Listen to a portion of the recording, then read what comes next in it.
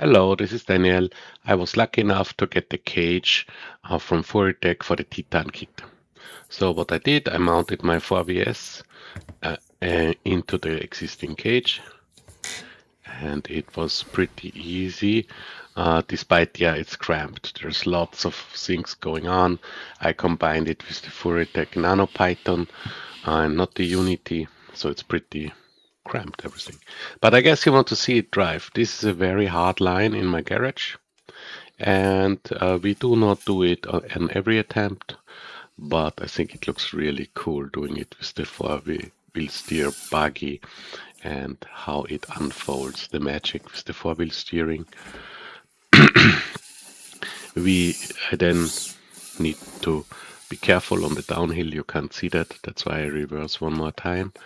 And it's very predictable and easy to drive. I use the Radio Master MT12 for the four-wheel steering, so it's really very nice setup.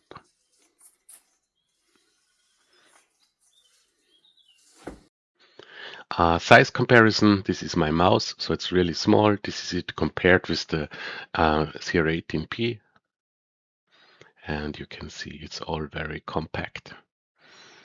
But four-wheel steering in a very small package is really cool.